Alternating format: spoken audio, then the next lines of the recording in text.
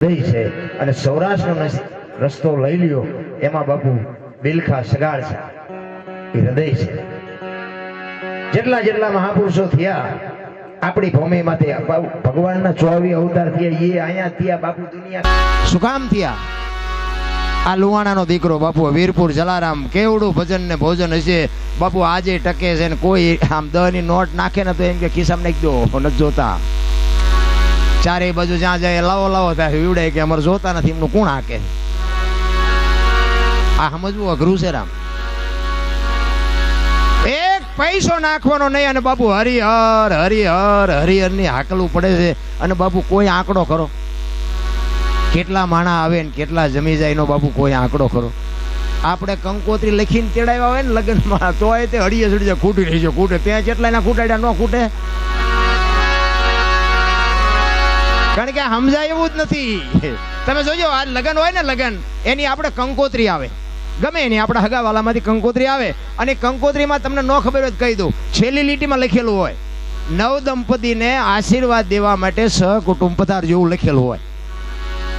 કોઈ દી કોઈ દીધા અહીંયા જોઈને પાદરે પંઠો ચા પંઠો પંઠો તારા ઘરે નથી પંઠા હાટું જ આવ્યા છો. અને 2 કલાકના લગન બાપુ ઘડિયાળના કાંટે ન જાવ તો અહીંયા ગાંઠિયો ન વીત્યો હોય. આ નકરો સાંડલો જ કરવો પડે. આ લગન કહેવાય? આ નથી હાલતું એનું કારણ એ છે આપણી સંસ્કૃતિ ખતમ થઈ જાય.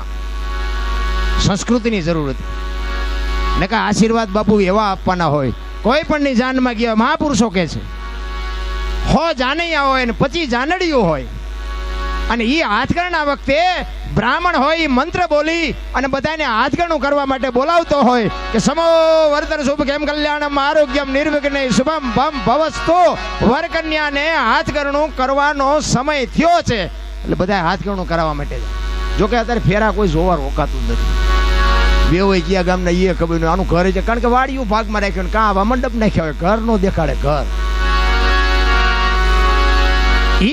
આશીર્વાદ દેતી વખતે પૈસા આપી અને કાળિયા ઠાકરને બાપુ અરજ કરવાની હોય કે હે દીનબંધુ દયાળુ હે પરમ કૃપાળુ પરમેશ્વર આને આની જાનમાં અમને તું ભલે લઈ આવ્યો પણ આની જો કદાચ ઉંમર ઓછી હોય તો અમારા 100 જાનૈયા 25 જાનડીઓની 100 મહિનાની ઉંમર કાપીને એની ઉંમર મોટી કરી દેજે. આની જાનમાં ભલે લઈ આવ્યો કાણે નો અમને લાવતો.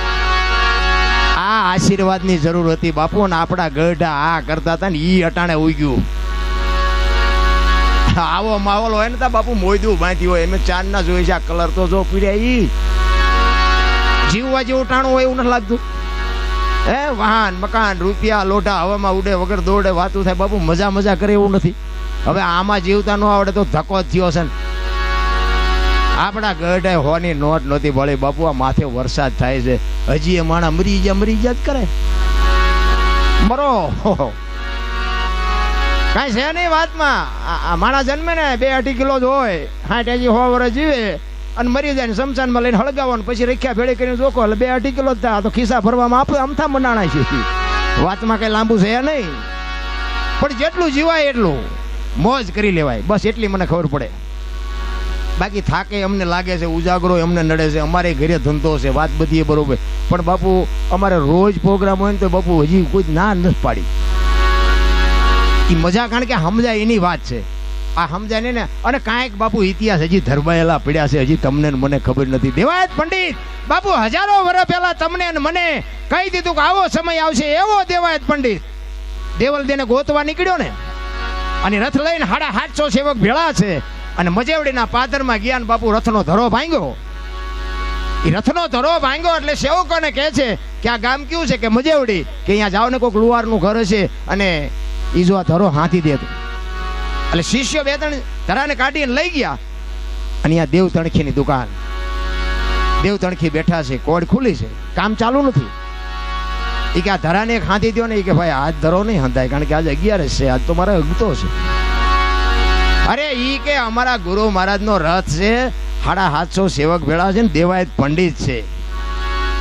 કે દેવાયત પંડિત હોય તો ભલે ને એમના કોઈ હગાવાલા હોય તો ભલે ઈ આવીને જો આ ઘણ ઉપાડે તો કદાચ હું ખતરો કરું બાકી હું ઘણ ન ઉપાડું. સેવકો આવી અને દેવાયત પંડિતને વાત કરે છે.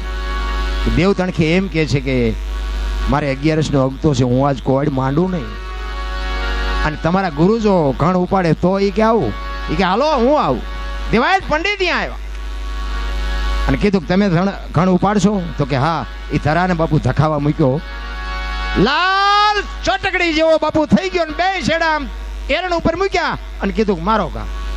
અને એક ઘા જ આમ માર્યો ને બાપુ એરણ વહી જઈ પાતાળમાં અને દેવ તણખે પગ લાંબો કરીને ઘોટી ઉભા થાય ધરો રાખીને કીધું કે મારો મારો મારો નકરા થા નહીં આવે. વિચાર કરજો, ઈ ઘા માર્યા, ધરો હાથી દીધો, બધું થઈ ગયું, પણ દેવાયત પંડિતના હાથમાંથી ઘણ પડી ગયો કે આ મહાપુરુષ કોણ છે. કારણ કે ઈ તો બાપુ એવો દેવાયત પંડિત, એને પાવર ન હોય. આજની વાતો બાપુ તેદી કરી છે, એનું ભજન કેવડું છે, અને એનો ઘણ મારેલો બાપુ દેવ તણખી ધરો હાંચ્યો તો એ દેવ તણખીનું ભજન કેવું છે. કોની પાસે ઇતિહાસ બાપુ? આવા ઇતિહાસ તો કાંઈક ધરબીન પીડ્યા છે. અને પછી દેવાયત કે છે કોણ છો તમે? એ તો કે હું આ ગામનો લુહાર છું, લોટા ટીપું. એ કે નહીં, હું દેવાયત પંડિત બોલું છું. તમે કોઈ મહાપુરુષ છો, મને ઓળખાણ કરાવો. એ કે ઓળખાણ ની વાત પછી કે તમે જાઓ ચિંતા. એ કે દેવલ દેને ગોતવા, એ કે સરનામું છે? એ કે સરનામું જ નથી. તો કે ક્યાં જાય છે?